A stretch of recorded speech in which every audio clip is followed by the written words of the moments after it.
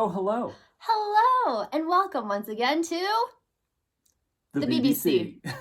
Which is the Basement Book Club. yes, Obviously, totally. yes. And for those of you who don't remember our first episode, we are reading this book, Outlander, by... You're covering the title. Oh. Diana. Anyway. By Diana. Okay, cool.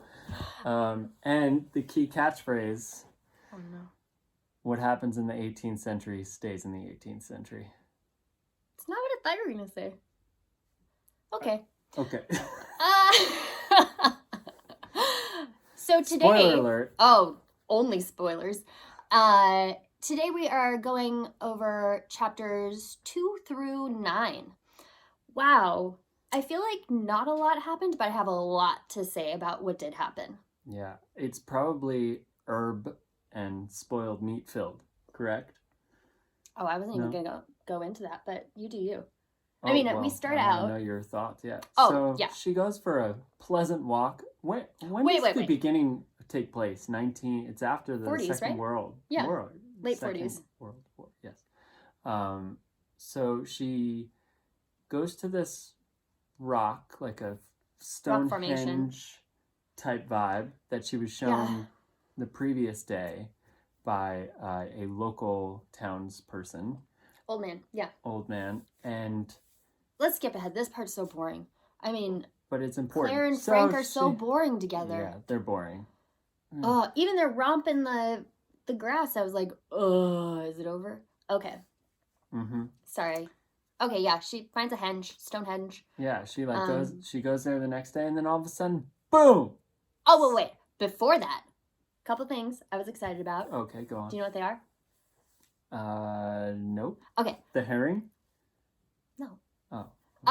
First, there was some palm reading, which sent me down quite the rabbit hole.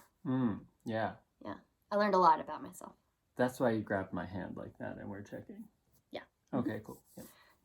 I found out I am intelligent and confident. The other way around. Some other rounds. And then the kids lines on the side. But she said that wasn't true. We digress. Debunked. Anyway, and then there were witches. Not Roald Dahl type witches. These witches were basically like, might as well have been like reenactors. They're like dancing around a circle and yelling things, and that was it. Weren't they described as reenactors? That's what she thought it was. Oh, yeah. I guess it's just a reenactment. Perhaps. Then I got very excited when they mentioned Loch Ness. Because do you know what I thought we were going to see? The Loch Ness Monster? Nessie! Of course. Yeah. Monster. Also, at that point, I was like, please introduce another character because these two. No, thank you. And you were let down once again. Oh, yeah. I mean, my stretch dream was they go to see Nessie and Nessie eats Frank, eats Claire, and then Nessie is the protagonist. No. Second, not as stretch, more realistic dream. Thought maybe they see Nessie, and then Claire jumps on top of Nessie, and then they dive down into the depths of the lake, and there's a wormhole or something, and that's how she time travels. Because I did know there was some time traveling. That didn't happen at all. No. Why don't you describe how they do time travel? So she goes to this rock, and she touches the rock, and then the rock screams. Oh. Like you would think a rock screams. Yes! Oh, I just stuck my finger in my ear. Because I got so excited. That is the one section. And I quote, there was no way to describe it except to say that it was the sort of scream you might expect from a stone.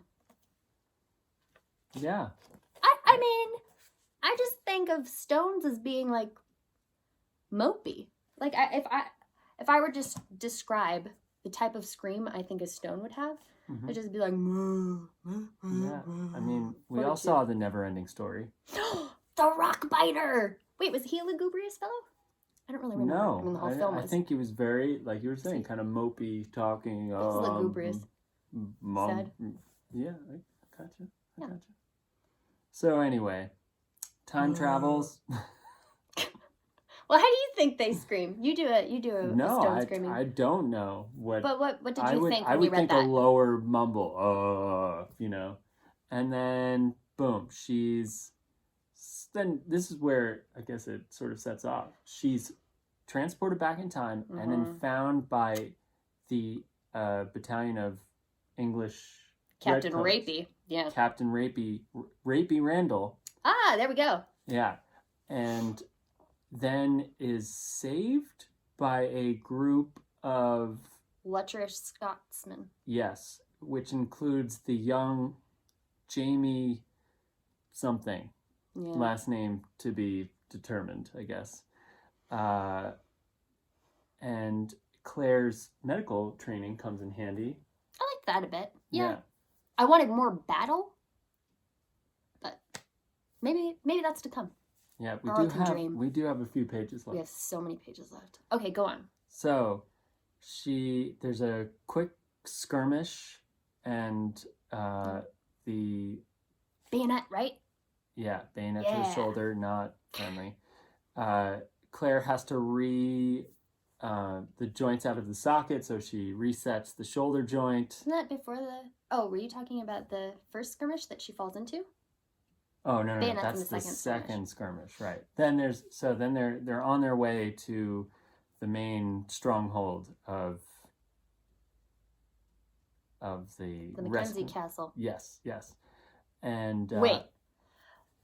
So I mean, I don't think we need to recap the whole thing. But at the castle, what did you think of when they described the laird? I don't know. What did you think of? Gimli. That's what I keep picturing. That. Even though they said he's handsome, I was like, that's Gimli. And also, I'd like to call him the king. Just because.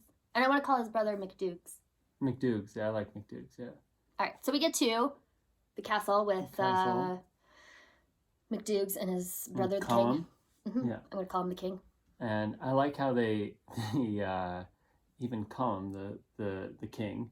Mm-hmm. Talks about the former head of the medical establishment there, the surgery. Seemed like a mess. Yeah.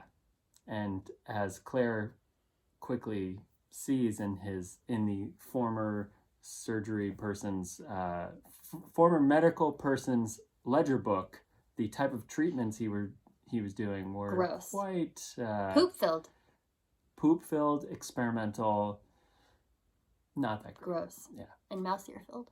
Yeah. Yuck. Wood lice. Oh yeah, that too. A lot of leeches in these pages. Yeah, leeches. A lot of leeches. Quite a few leeches. Yeah, so that happened. Then she gets drunk on wine.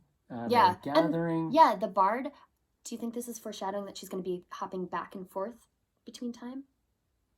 Because the bard tells a story about women right. coming back. 200 years, we found out. Always 200 years. And from 1945 to 1743. Yeah. That's 200 years. So I'm excited about that. I want to learn more about how this time traveling through Screaming Rocks works. Mm. Also, I thought about the ghost we saw in the beginning. Mm-hmm. What if he wasn't a ghost? What if that is some other kind of time traveler? And you know how you have to theoretically go past the speed of light to time travel? Like what if he went somewhere in between the speed of light and then time travel speed and got just part of his particles sent to the 40s? Like Star Wars style projection-ish. Okay. That was my thought. Interesting. Don't know if we'll find out more about that. Obviously, that ghost personality didn't come with him because he was quite the non-talker. Well, but if all of his particles aren't there. That's what I'm saying. His personality particles were left behind. Mm-hmm. Yeah, that's pretty much what I got out of those chapters. And in chapter 9, she. Well, Claire? What do you think of Claire's encounter with? Is it Gelly? The kind of. I have witch? Zero idea how to pronounce. Pronounce any of the Gaelic names or words. The gal who let's call her the witch. I like witches. Yeah, the gal who was very familiar with the herbs and plants. There's two more ladies. of your botany. Ugh. Boring. And then there was a kid who she takes a trip to town to gather more herbs. Ear. Yeah, the ear. Punishment. Boom. Nail, ear, pillory. Hour. Yep. Okay. I mean, that's really it. We'll be back to you in a few days, I guess, with the next. People really love this book. I'm committed. We're committed. Well, until next time.